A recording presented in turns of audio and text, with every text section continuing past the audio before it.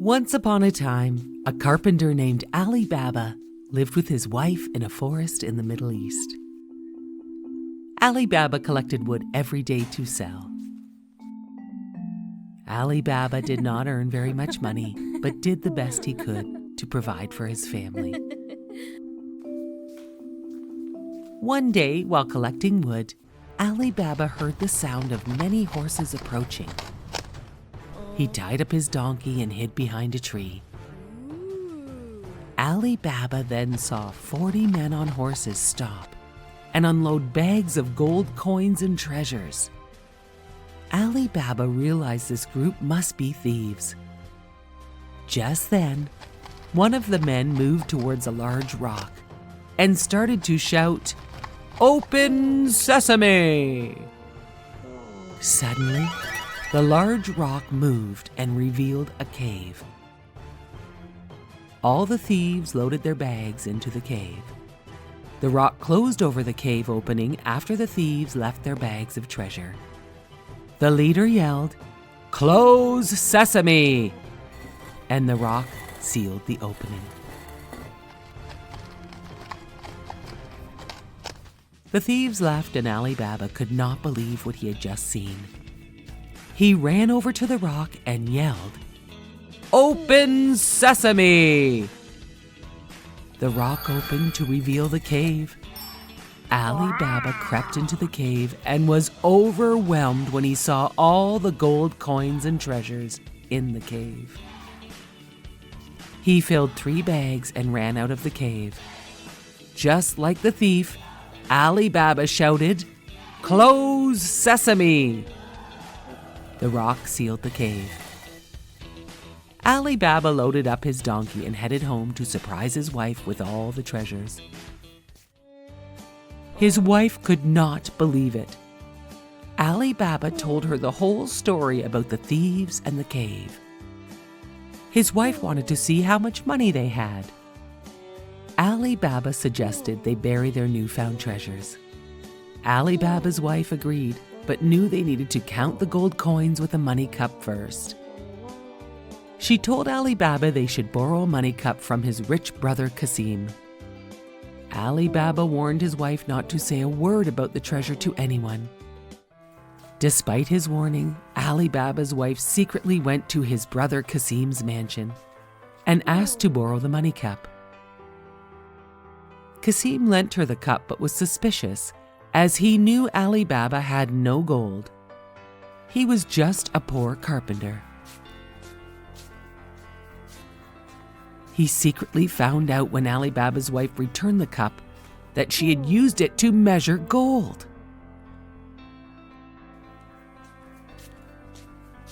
When Kasim found this out, he confronted Ali Baba. Ali Baba told his brother the whole story and made him promise not to speak a word of this to anyone. Kasim snuck out from his home in the night and went to the treasure cave. He shouted, "Open sesame!" And to his surprise, he saw all the treasures stacked inside. He filled many bags to load onto his donkeys. When he turned to leave, the cave door had slammed shut. Kasim could not remember what the words were to open the rock door. Just then, the 40 thieves arrived and found Kasim with the bags. They killed Kasim. Kasim's wife was worried when her husband disappeared. So she went to Ali Baba. Ali Baba knew where to look, and he visited the cave. Ali Baba found his dead brother. He told Kasim's wife about what had happened and offered to help her run his rich brother's business. Ali Baba and his wife moved into the mansion and helped Kasim's wife. Meanwhile, the thieves still wanted to find that treasure that had been stolen from their cave. They heard stories of a wealthy man, Ali Baba. The leader of the thieves devised a plan to sneak his thieves into the mansion, hidden away in olive oil barrels that he would sell to Ali Baba. His plan worked. But while Ali Baba and the thief were talking, Kasim's wife discovered the hidden thieves. She poured hot boiling oil into each barrel, and all the thieves died. The leader of the thieves was so scared, he ran out of the castle, never to return again. Ali Baba and his family lived a prosperous and happy life forever. There once was a poor country man whose only inheritance to his 3 sons was his farm, his donkey, and his cat. The eldest son inherited the farm, the second eldest the donkey, and the youngest son inherited the cat. "What on earth will I do with a cat? I can barely feed myself," said the youngest son. "Let alone how can I offer this pet anything? I have no money and am so poor." "Don't worry," said the cat. "If you can get me a sack and a pair of boots, you will see I am the most valuable thing your father ever owned." The son brought the cat what he asked for, as he knew he had nothing to lose. The cat put on the boots and took the sack to catch a plump rabbit. The cat wore the boots on his journey. He would be called Puss in Boots. He caught a plump rabbit and brought it to the king. Puss in Boots told the king the plump rabbit was a gift from his master, the Duke of Carabas.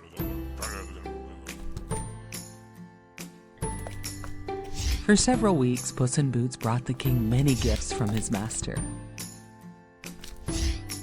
The king was very curious about Puss in Boots and his master, the Duke of Carabas. But the king knew that the Duke was friendly and had the most well-behaved cat he had ever met. The king did not know that Puss in Boots had made up the name Duke of Carabas for his poor master. One day, the king and his daughter were riding in their carriage by the river. Puss in Boots told his master to take off his pants and shirt and jump in the river. His master agreed to do so. Then Puss in Boots yelled out, "Help! Help! The Duke of Carabas is drowning!" as the king's coach passed by him. The king ordered his driver to stop, and he told his guards to rush over and save the Duke of Carabas. The king saw Puss in Boots yelling and knew he must help him, as he had been so generous to the king. Puss told the king the Duke's clothes had been stolen. So the king offered the Duke a fine suit of his own clothes to put on. The Duke of Carabas got in the carriage for a ride. The king's daughter quietly told the Duke he looked very handsome. The Duke looked at her and told her she was very beautiful. Along the way, Puss had asked all the farmers and workers on the road, "If the king drives by, you must tell him the owner of all these lands is the Duke of Carabas, or the ogre who lives in the castle will eat you." All the farmers and workers answered when asked that the Duke of Carabas was their landowner when the king asked them. Puss in Boots ran ahead to the ogre's castle and asked the ogre about the trick he could do by changing into a small mouse from a big ogre. Puss in Boots told the ogre no one believed he could do a trick like that. The ogre said, "Watch me," as he turned into a small little mouse. Puss in Boots grabbed the mouse and ate it up, and that was the end of the big bad ogre. Just then, the king's carriage arrived at the castle gate. Puss in Boots ran to meet the carriage and said, "Welcome to the castle of the Duke of Carabas." His master could not believe what was happening. On the long ride in the carriage, he had fallen in love with the king's daughter. And Puss in Boots had planned everything to work out perfectly. The Duke asked the king if he could marry his daughter. And the king said yes, of course.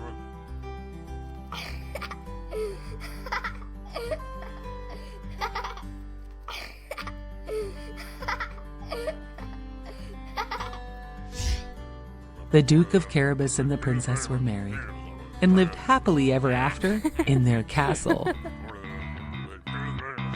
Puss in Boots was named a great lord and never had to hunt for mice ever again.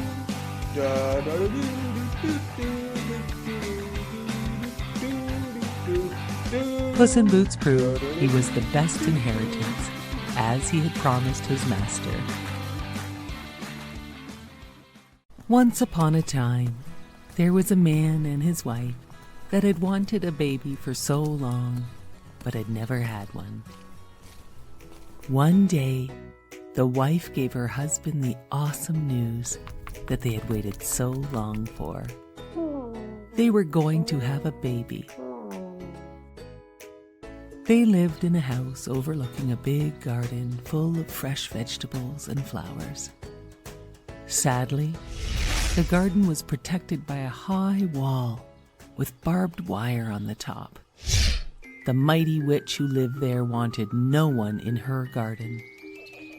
Everyone was very scared of the mighty witch. One day, the wife was so hungry for the fresh radishes. She saw them growing in the witch's garden, but she knew she could not have them. Although she really, really wanted them, she thought she might die if she did not have them. Her husband worried so much about her. She told him, "I think I will die unless I can have some of those radishes that grow in the witch's garden." Her husband waited for nightfall so he could climb over the wall to get her some of the witch's radishes.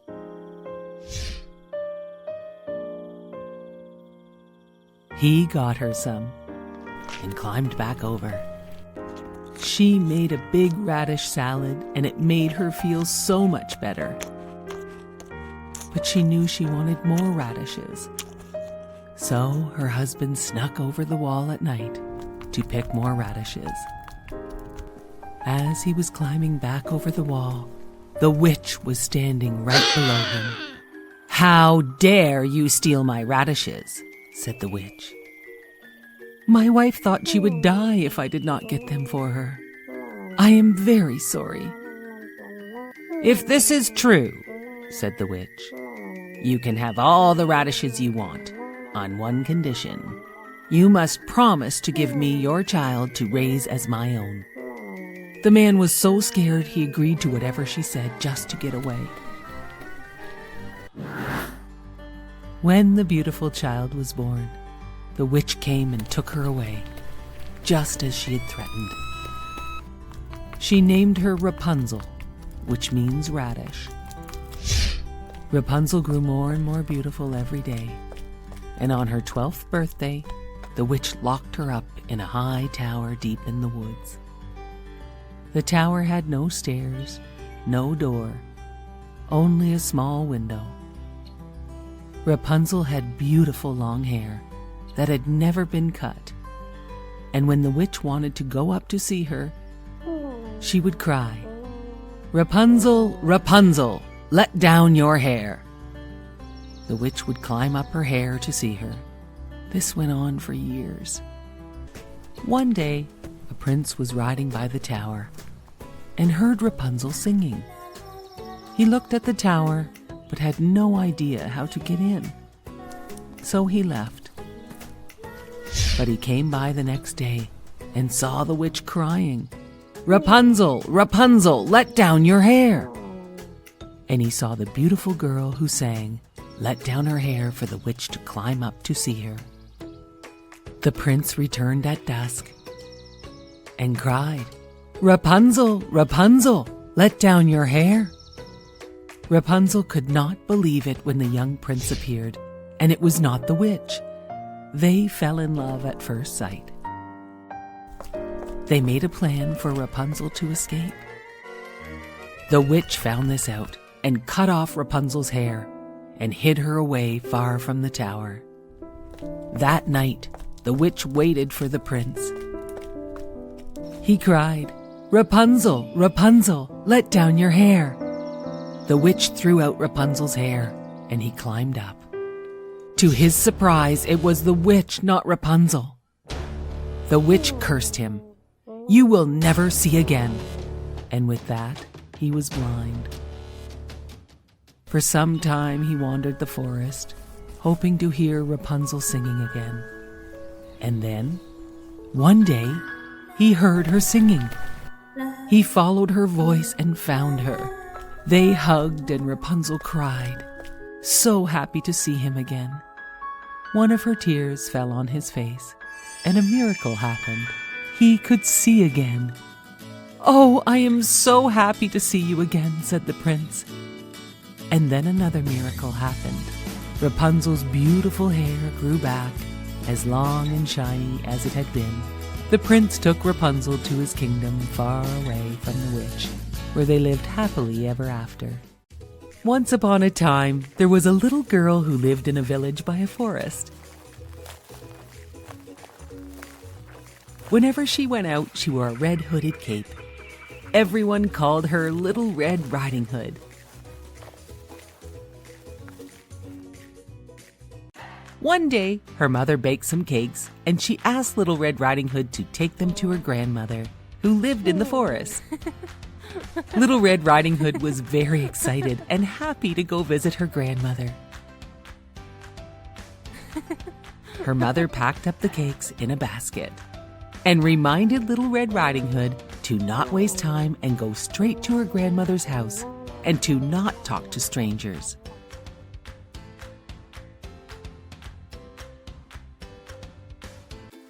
Along the path to her grandmother's house, there were flowers, ponds, and woodland animals along the way.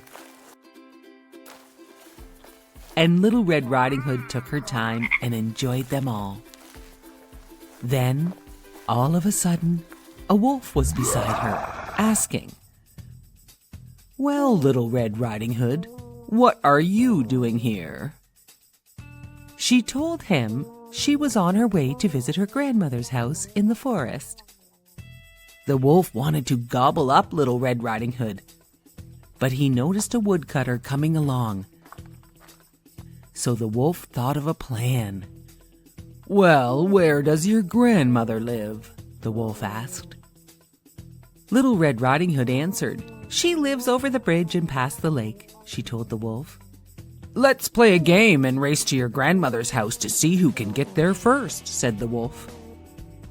"Okay," said Little Red Riding Hood as she ran towards her grandmother's house as fast as she could. The wolf knew a secret path that was far quicker and ran towards her grandmother's house to beat Little Red Riding Hood in the race. The wolf knocked on the grandmother's door, and she asked, "Is that you, Little Red Riding Hood?" The wolf was able to disguise his voice very well, and he replied, "Yes, grandmother, it is me." "Oh, come in, my dear Little Red Riding Hood," said grandmother. To her surprise, the big bad wolf ran in and gobbled her up. The wolf then dressed up to disguise himself as the grandmother. He put on her nightcoat and nightcap and jumped in her bed. Very soon after, Little Red Riding Hood knocked on the door. The wolf disguised his voice again and asked, "Who is it?" "It's me," said Little Red Riding Hood. "Oh, do come in, dear," crackled the wolf. When Little Red Riding Hood saw her grandmother, she barely recognized her and thought her voice sounded strange. As Little Red Riding Hood got closer, she noticed her grandmother's ears were so big and asked, "Grandmother, what big ears you have." "All the better to hear you with, my dear," croaked the wolf.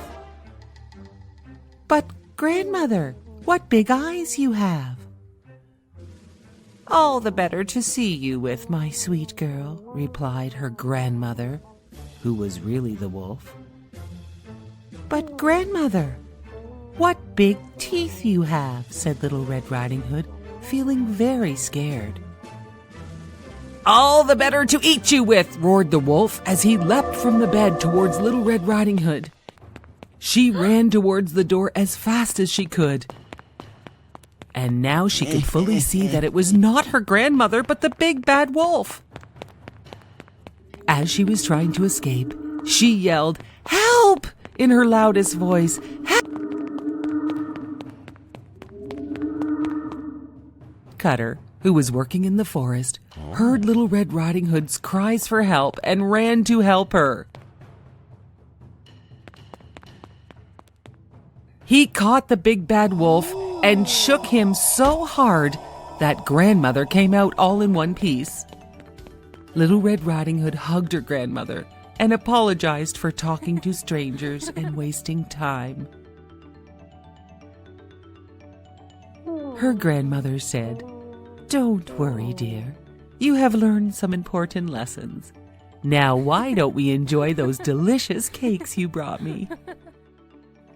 The woodcutter took the big bad wolf deep into the forest, so he could never bother Little Red Riding Hood or her family ever again. The end.